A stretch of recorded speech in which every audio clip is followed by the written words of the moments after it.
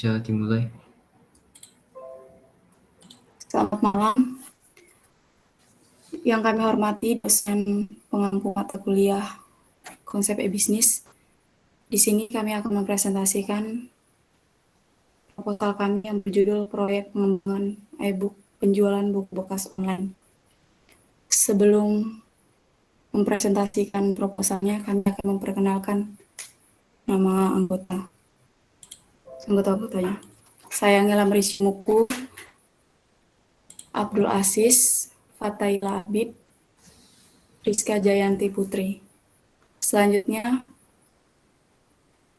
latar belakang pengembangan produk akan dibaca oleh saya sendiri. Berdasarkan ranking The World Most Literate Nation, Indonesia berada di peringkat 60 dari 61 negara di bawah Afrika Selatan dan Thailand. Artinya, minat baca masyarakat masih sangat kecil. Meskipun membaca merupakan salah satu cara untuk menambah wawasan serta meningkatkan kualitas hidup, tetapi ini tidak menjamin semua masyarakat dapat membaca buku, karena ada beberapa kendala di kalangan masyarakat yang secara tidak langsung mengurangi minat masyarakat untuk membaca buku. Salah satunya seperti kurangnya pasokan buku dan harga buku yang masih terlampau mahal untuk masyarakat yang tidak mampu. Meskipun jumlah perpustakaan terbilang banyak, tetapi ini tidak menjamin bahwa perpustakaan itu lengkap. Karena terkadang ketika masyarakat mencari buku yang ingin dibaca, namun tidak tersedia di sana. Ditambah lagi dengan peminjaman buku di perpustakaan juga terbatas.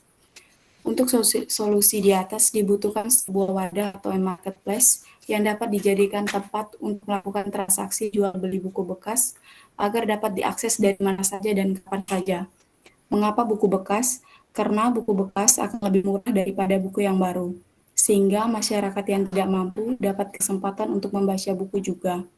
Ini merupakan alasan utama tim memilih bisnis ini untuk membuat sebuah website yang dapat dijadikan sebagai tempat untuk melakukan transaksi jual beli buku bekas secara online.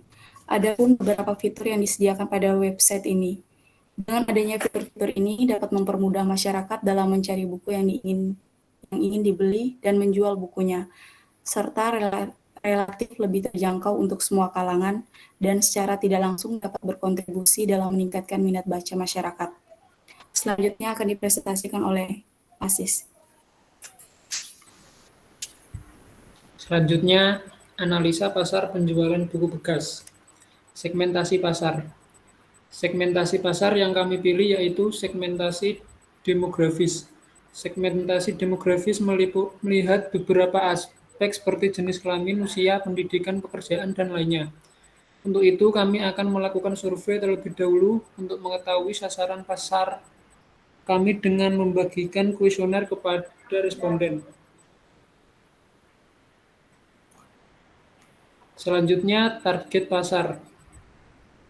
Target pasar yang akan kami tuju adalah para pelajar ataupun mahasiswa yang membutuhkan buku untuk referensi sekolah. Karena harga buku baru dengan buku bekas yang lumayan tidak seimbang atau yang buku baru lebih mahal. Maka para pelajar tersebut akan lebih memilih untuk membeli buku bekas yang masih layak pakai dan memiliki banyak referensi sesuai kurikulum yang mereka cari. Bahkan nyatanya, buku bekas tidak hanya dicari oleh anak sekolahan atau mahasiswa saja. Orang dewasa yang gemar membaca buku, khususnya buku lawas, pun tentu akan membelinya. Selanjutnya, kebutuhan pasar. Kebutuhan buku di kalangan masyarakat bisa dibilang stabil. Buku tak hanya menyoal tentang informasi yang menyangkut pendidikan saja. Banyak orang yang juga tertarik membaca buku bergenre romans hingga horor sekalipun. Untuk itu, tak heran jika bisnis buku sendiri dianggap sebagai bisnis menjanjikan. Bahkan bukan cuma bisnis buku baru saja yang laku. Mereka yang juga menjual buku bekas pun juga ikut kecipratan untung dari hasil penjualan yang dilakukan. Seperti yang kita tahu, terkadang harga suatu buku baru itu cukup mahal, sehingga konsumen beralih ke alternatif lainnya yang dirasa lebih pas di kantong dompetnya, seperti membeli buku bekas. Selanjutnya, persaingan pasar. Karena semakin banyaknya penjualan buku bekas, baik secara offline maupun online, dengan harga yang terjangkau murah, maka hal itu dapat berdampak buruk pada penjualan platform kami. Oleh karena itu, kami sebagai pesaing harus memiliki beberapa kelebihan dari platform-platform sebelah, yaitu dengan menjadikan platform yang user-friendly dan memiliki fitur-fitur yang baik seperti menambah fitur donasi buku bekas kepada orang yang membutuhkan. Selanjutnya, regulasi buku bekas. Berdasarkan Undang-Undang 28 tahun 2014 mengenai hak cipta pada pasal 9 menjelaskan pengadaan jalur distribusi secara ilegal termasuk pelanggaran hak cipta. Sebab pengarang mempunyai hak jalur distribusi mana saja yang boleh menjual bukunya. Namun bagaimana dengan menjual buku bekas atau second hand? Buku bekas merupakan buku yang sudah pernah dibeli sebelumnya pada distributor resmi. Secara hukum, artinya buku ini sudah dijual melalui jalur resmi dan harga yang sesuai dengan ketentuan yang berlaku, sehingga menjualnya kembali pada orang lain bukanlah suatu pelanggaran. Selanjutnya, analisis SWOT penjualan buku bekas. Yang pertama, strength, kekuatan. Mangsa pasar yang luas. Pembelinya bisa datang dari para pecinta buku yang ingin mengkoleksi buku-buku lawas atau mereka yang terkendala biaya saat hendak membeli yang baru. Yang kedua, modal yang dibutuhkan sangat kecil. Bahkan bisa jadi nol bila fokus untuk memanfaatkan produk pribadi. Namun apabila ingin usahanya berkembang, maka bisa mengeluarkan beberapa modal. Yang ketiga, menjamin kelayakan buku bekas yang akan diperjualbelikan. Mengkonfirmasi ke si penjual atau pemilik buku mengenai bagaimana kondisi buku tersebut, di mana tidak boleh ada unsur kebohongan sehingga konsumen tidak merasa kecewa saat sudah membeli buku tersebut. Yang keempat, harga buku yang dipatok lebih rendah di pasaran. Tidak perlu adanya gudang atau tempat penyimpanan. Kami tidak memiliki gudang untuk menstok buku-buku karena buku-buku tersebut tetap berada di tangan pemilik buku atau penjual buku. Ketika buku-buku mereka yang diminati, maka mereka mengirimkannya melalui platform kami ke konsumen. Selanjutnya yaitu weakness, kelemahan. Yang pertama, platform yang belum banyak diketahui masyarakat. Yang kedua, stok buku yang tidak bisa direncanakan. Yang ketiga, tingkat persaingannya cukup tinggi. Yang keempat, target pasarnya khusus untuk orang-orang tertentu. Tidak semua orang suka dengan buku bekas, bahkan ada yang menganggap versi scan memiliki kualitas yang lebih buruk sehingga tidak mau membelinya. Yang ketiga, opportunities, peluang. Pertama, memiliki sistem platform yang berbeda dengan yang lain, seperti fitur jual beli dan juga ada fitur donasi buku bekas. Yang kedua, produknya tidak basi dan masih mengandung ilmu atau informasi yang tak lekang oleh waktu. Yang ketiga, kebutuhan masyarakat terhadap buku serta ingin membelinya dengan harga murah. Yang keempat, banyak masyarakat yang selalu ingin membeli buku-buku dengan harga semurah mungkin, maka kami hadir untuk memecahkan masalah tersebut. Yang kelima, layanan pesan antar yang memudahkan konsumen tanpa repot keluar rumah. Selanjutnya yaitu threat, ancaman. Yang pertama, pesaing penjual buku-buku offline masih diminati. Adanya penjual buku-buku offline yang tentunya bentuk fisik buku dapat dipegang oleh konsumen sehingga mereka lebih menyukai membeli buku secara langsung. Yang kedua, mulai muncul platform sejenis di kemudian hari, sehingga kami harus update platform kami agar tidak kalah di pasaran. Selanjutnya akan diteruskan oleh teman saya. Untuk model bisnisnya sendiri yaitu penulis atau penerbit akan terbantu dengan adanya website ini sebagai wadah atau platform menjual buku yang mereka tulis atau terbitkan. Nah, untuk value proposition pada bisnis ini, kami akan membuat pengembangan dan inovasi untuk penjualan buku dengan sistem e-commerce. Yang kedua, customer segment. Pada penetapan customer segment, kami melakukannya dengan mempertimbangkan segala aspek yang berdasarkan geografis, demografis, dan psikografis. Untuk channel sendiri yaitu promosi akan dilakukan melalui berbagai cara untuk sistem yang baru ini yaitu secara online, melalui website, dan media sosial. Untuk revenue stream-nya sendiri, pendapatan yang dilakukan berdasarkan dari pendapatan transaksional. yaitu hasil penjualan yang didapat dari produk yang dijual atau pembelian yang dilakukan oleh konsumen. Selanjutnya customer relationship, yaitu untuk melakukan hubungan dengan customer atau pelanggan. Kami membuka sistem penilaian yang dengan begitu akan menghubungkan customer dengan kita. Pelanggan juga akan dapat menghubungi kami melalui telepon, email, maupun media sosial kami. Untuk key partnership-nya, pada proses bisnisnya kami juga akan memiliki kesepakatan kerjasama dengan beberapa penulis dan penerbit dari berbagai jenis genre buku. Key aktivitas yaitu aktivitas utama kami adalah melakukan penjualan buku baru dan buku bekas, akan tetapi selain itu kami juga menyediakan layanan donasi bagi pengguna untuk mendonasikan bukunya yang sudah tidak terpakai agar dapat diberikan bagi yang lebih membutuhkan. Kami juga menyediakan berbagai diskon untuk beberapa jenis buku dengan berdasarkan event atau hari tertentu. Untuk key resources-nya, dalam pemilihan karyawan maupun sistem beserta fiturnya dengan cukup selektif untuk meminimalisir kekurangan pada layanan sehingga nantinya pengguna akan mendapatkan pelayanan yang maksimal. Untuk cost structure-nya, kami juga akan membutuhkan beberapa biaya dalam proses pengembangan sistem yang baru ini. Untuk arsitektur e-commerce-nya, berikut adalah standar arsitektur e-commerce. Dalam merancang e-book ini, kami menggunakan rancangan arsitektur standar e-commerce.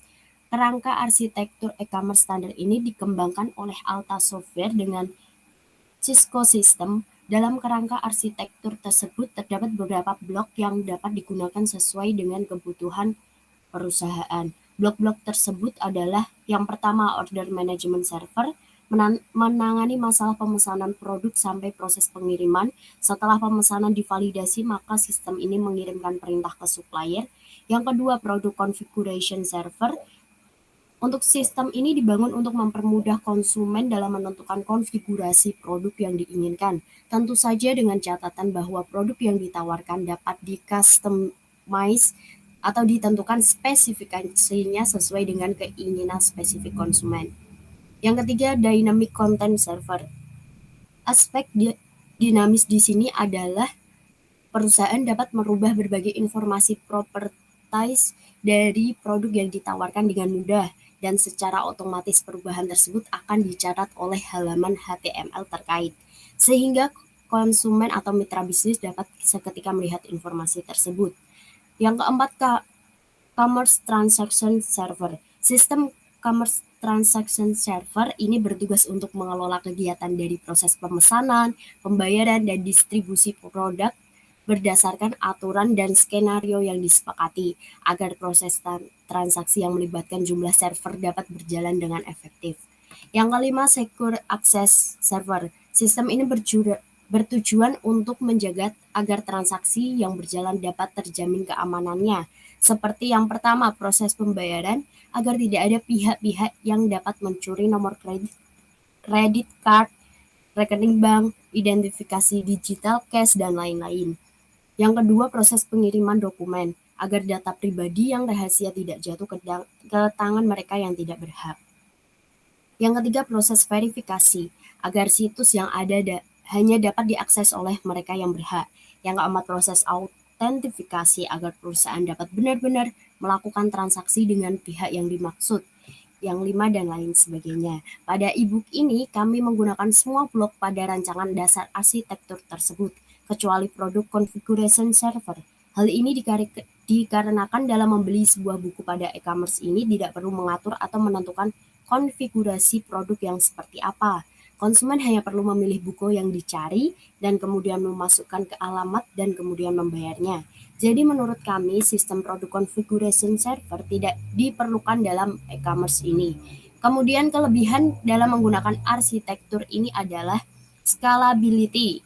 Arsitektur ini fleksibel dan dapat digunakan oleh tipe e-commerce apapun. Yang kedua, security, faktor keamanan dibuat built-in pada setiap komponen. Yang ketiga, integration, arsitektur dibangun saling terintegrasi dan secara efektif. Untuk desainnya sendiri akan dijelaskan oleh teman saya. Baik, sebentar.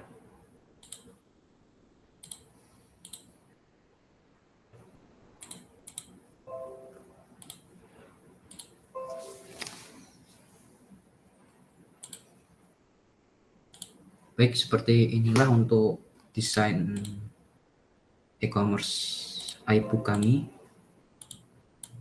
Yang pertama ini adalah halaman home. Jadi ini adalah yang pertama kali customer lihat saat mengakses situs web kami. Di sini customer bisa langsung mencari bukunya yang seperti apa maupun juga kategorinya. Di bawahnya juga udah ada pilihan buku yang masih terbaru. Ini bisa di slide. Kemudian ada juga berupa diskon. Bagi buku yang diskon akan dipajang di home ini. Kemudian juga customer bisa mencari untuk kategori, berdasarkan kategori, ada fiction, school, novel, history, komik, ataupun yang lainnya. Kemudian lanjut di bawahnya ada most popular dan juga old but good.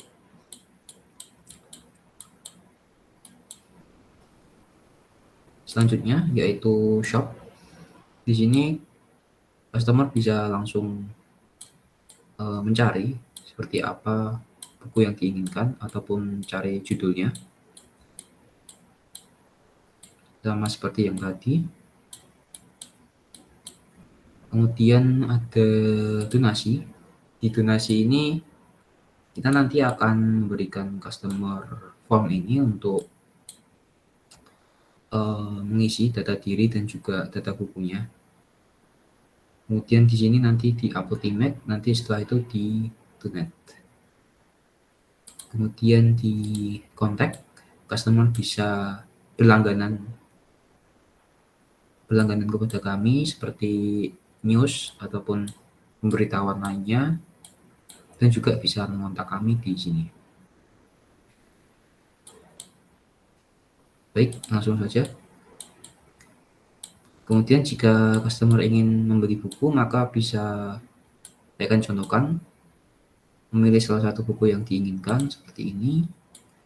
Kemudian di sini customer bisa melihat harga, kemudian juga deskripsi bukunya seperti apa. Kemudian bisa dibeli sekarang ataupun ditambahkan ke keranjang chart.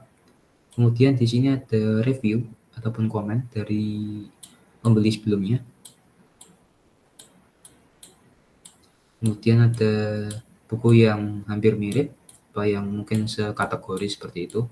Ada juga yang dari penulis yang sama.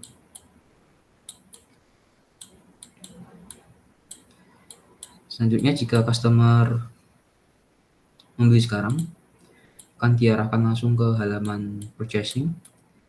Di sini langsung terlihat untuk judul bukunya, kemudian harga bukunya, kemudian jumlah yang dibeli, kemudian alamat pembeli, alamat customer, kemudian pilihan untuk ekspedisinya, kemudian juga pilihan untuk pembayarannya.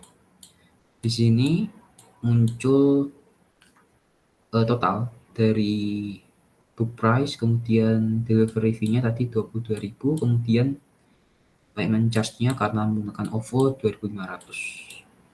Di sini juga customer bisa menggunakan kode promo untuk mendapatkan harga yang lebih murah. Kemudian jika sudah, maka customer bisa pay, dan kemudian bisa langsung seperti ini. Ini merupakan verifikasi karena telah membeli buku tersebut. Selanjutnya customer bisa cek di profilnya, terus kemudian mengorder untuk melihat di mana bukunya sekarang berada. Kemudian customer bisa memilih untuk ke home ataupun ini ke shop untuk membeli atau melihat buku lagi. Baik, mungkin cukup untuk desainnya. Terima kasih. Baik, mungkin itu saja yang dapat kami sampaikan dari kelompok ini untuk iBook. Terima kasih sudah meluangkan waktunya.